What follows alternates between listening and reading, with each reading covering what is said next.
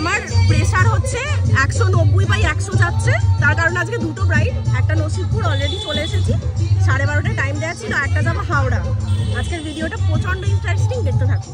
প্রিয়া পুরো নিজের মনের মতো করে আমায় সাজিয়ে দিক, বাস আমার আর কিছু চাই না। আমার ফার্স্ট ব্রাইড আজকে 31-এ, এত ভালো যে টাইম দিয়েছি সেই টাইমের 5 মিনিট আগে বসেছে, তাও মানে ভুল নয়, তবু লেট করেনি। এত ভালো ব্রাইড আজকে আমার। কে কে আমার পেজে আছো আর কত বছর আমাকে ফলো করছো বলো। দেখো মিথ্যে কথা নয়, সত্যি বলছি, তোমরা যদি ফলো করে থাকো জানো আমি পার ডে সিঙ্গেল ব্রাইড ছাড়া নিই না, কারণ আমার ছুটোছুটি করে কাজ করা একদম পছন্দ না। সব থেকে বড় কথা আমি খুব টেনশনে ভুগি। আমার ফার্স্ট ক্লায়েন্ট সঙ্গীতা দি, ওনার বিয়ে ছিল কিন্তু এপ্রিলে, তবে বিয়েটা এগিয়ে আসে জানুয়ারিতে কিছু পার্সোনাল কারণে। তো দির বিয়েটা যে টাইমে এগিয়ে এসেছিলো সেই সময় সত্যিই যদি আমি দিকে ক্যান্সেল করতাম, উনি কিন্তু সেভাবে মেকআপ আর্টিস্ট পেতেন না। তাই আমি ভাবলাম যে, আর ওনার সাথে আমার বহুদিনের সম্পর্ক, উনি আমার পার্লারে আসেন এবং ভীষণ ভালো একজন মানুষ। আর আমার খুব খারাপ লাগতো যদি ওনার বিয়ের দিনটায় মানে আমাকে বুকিং করার পরেও যদি আমি মানে যেহেতু আমি সিঙ্গেল ডেতে সিঙ্গেল বুকিং নিই, তো সেই হিসেবে সঙ্গীতাদি ভেবেছিলেন যে হয়তো আমি ওনাকে ক্যান্সেল করে দেবো। বাট আমি তখন ভাবলাম যে না, আমি যদি এইটুকু এফার্ট না দিই তো হয়তো দির বিয়েটা সেরকমভাবে ঠিক মানে কি বলবো মনের মতো হয়তো সাজটা হবে না। তো সেই হিসেবে আমি দিকে বলি তুমি কি 12:30 স্লট নিতে পারবে, আর দি বলে তুমি যখন আমার কথা রাখছো আমি এনিহাও তোমার কথা রাখবো। আর এই মানুষটাকে নিয়ে আমি কি বলবো, মানে আজকের ব্রাইড দুটো ব্রাইডই আমার এত ভালো, এরকম ভালো ব্রাইড পেলে দুটো কেন 10টা হয়তো করে ফেলতে পারবো, দুজনেই এত ভালো ছিলেন। ভোর থেকে উঠে ছোটাছুটি করে এই মানুষটা আমার জন্য রেডি হয়ে 12:30টায় বসে আছে। আমার ফার্স্ট ব্রাইড আমি রেডি করে দিয়েছি, এত ভালো ব্রাইড, দূর থেকে চুমু দিচ্ছি, জামাইবাবু রাগ করবে, তার উপর মেকআপ করে ফেলেছি, তাই দূর থেকে চুমু দিলাম। প্রিয়াও ভীষণ ভালো, ভীষণ ভাবে কোঅপারেট করেছে আমাকে, তুমি ভীষণ করেছো, তুমি টাইমে বসেছো, লাগছে একে খুব ভালো লাগছে। যারা থাকবি তারা কিন্তু অবশ্যই খাওয়া দাওয়া করে যাবে। আমাদের সাথে সাথে এরকম ব্যস্ত ডেটে যাদের ভূমিকা অনেক বেশি থাকে তারা হচ্ছে আমাদের অ্যাসিস্ট্যান্ট।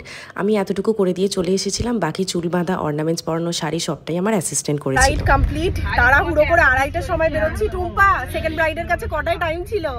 3টে তো ঢুকতে পারবো না বলেই মনে হচ্ছে, তাও চেষ্টা করতে হবে, একটু লেট হবে। বেরিয়েছি আবার সেকেন্ড ব্রাইড। খুব সুন্দর,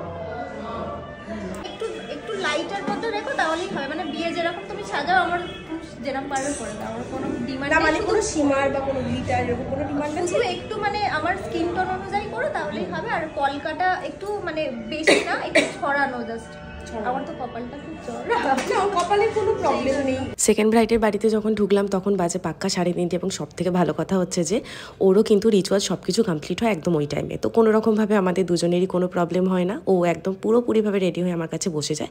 এবার এখানে তোমাদেরকে বলে রাখি, ও না এর আগে একবার আইব্রো করেছিল, কিন্তু আইব্রো করার জন্য ওর মুখের মধ্যে ভীষণ রকমভাবে র্যাশ বেরিয়ে গিয়েছিল, ওর কোনোভাবে না ওটা শ্যুট করে না। তো আমাকে ফোন করে বলে, আমি তখন বলি যে না, তুমি উড বি ব্রাইড, তুমি কোনো কিছু করতে যেও না, যতটা আমার পক্ষে সম্ভব আমি আইব্রো তোমাকে শেপ করে দেবো সেই দিন কি এঁকে সুন্দর করে, কিন্তু তুমি নতুন করে কিন্তু আইব্রো একদমই করবে না। তো ও একদমই সেরকমটাই করে, নতুন করে আইব্রো আর করে না। তাই ওর আইব্রোটা একটুখানি বুঝতেই পারছো থ্রেডিং না করলে যেরকম হয় সেরকমই হয়েছিল, কিন্তু সেটা কোনো ব্যাপার না। আর মেকআপে তো শুনতেই পেলে ওর কোনো ডিমান্ড নেই, যেরকম আমি সাজাবো সেরকমই সাজতে চাই। আর চোখগুলো এত সুন্দর ছিল যে মানে কি বলবো, আমি তাই চেয়েছিলাম যে একটু সুন্দর করে আইশ্যাডো করতে। তো দেখতেই পাচ্ছ মনের মতো করে একটা সুন্দর আই লুক করে দিয়েছি, যেটা ওর তো ভীষণ ভালো লেগেছিল। আর এখানে বাকি মেকআপটা করছি। আমার ফার্স্ট ব্রাইডের যেটা প্যাকেজ ছিল সেটা হচ্ছে এক্সক্লুসিভ ব্রাইডাল, এবং আমার এই সেকেন্ড ব্রাইডের প্যাকেজ ছিল হচ্ছে ম্যাকের। সেকেন্ড ব্রাইডকে একদম আমরা 6:30টার সময় কমপ্লিট করে দিই। কাজ করতে করতেও আমাকে জানায় যে ওর ওয়াটার লাইনে কাজল দিলে ভীষণ রকমভাবে ইচিং হয়, সেই জন্য আমি লোয়ার লাইনে কোনো রকমের কাজল দিইনি। তাই সুন্দর করে মোটা করে আমি লাইনার পরিয়েছিলাম, যেটাতে ওকে ভীষণ মিষ্টি দেখতে লাগছিল। আর ওর মুখটা যেহেতু ছোট্ট, একদম কি বলবো ঠাকুর ঠাকুর টাইপের, তো বেশ লুকটা মানাচ্ছিল ওর ওপরে। এখানে সুন্দর করে গালেতে ব্লাশ কালার লাগিয়ে দিচ্ছি, যাতে গালটা একদম গোলাপি গোলাপি হয়ে যায়, যেটা আমার তো মানে ভীষণ ভালো লাগে। আর এখানে আমি একটুখানি চোখের কাজগুলো কমপ্লিট করে নিচ্ছি। এর মাঝখানে বলে রাখছি আমাদের কিন্তু 23শে ফেব্রুয়ারি থেকে ব্যাচ স্টার্ট হচ্ছে। যারা চাইছো আমার কাছে basic to advance bridal master class করতে, দেখো স্ক্রিনে নাম্বার যাচ্ছে, চটপট যোগাযোগ করে নাও। আর আপকামিং ব্রাইডরা যারা বুকিং নিতে চাইছো তারাও কিন্তু সেম নাম্বারে যোগাযোগ করে নিতে পারো। তখন হেয়ারটা খালি বাকি, তুমি তো দেখেছো তোমার ফেসটা তোমার কেমন লাগছে বলো?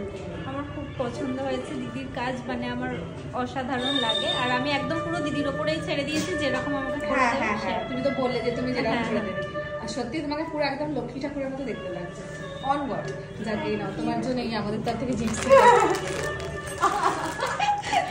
মুচকে একা একাই হাসছে, বুঝতে পারছি না কেন। এটা আমি ক্যাপচার করছি, কেন বলো হাসছে কেন?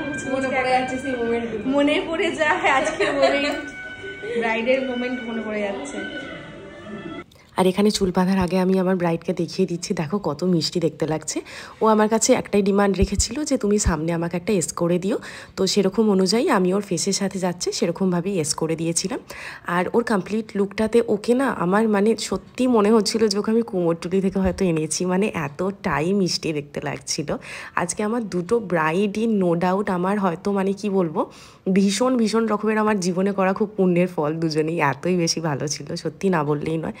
দুজনের যেরকম ব্যবহার ভালো সেরকমই সুন্দর করে মানে কাজটা করে ফেরা। আর ও তো আমার সাথে লাস্টে বললো যে তোমার সাথে একটা ফটো নেবো, তো সেরকমই নেওয়া। চলো দেখা হচ্ছে নতুন ভিডিওতে। দুটো লুক কেমন লাগলো অবশ্যই জানিও। টাটা সবাই।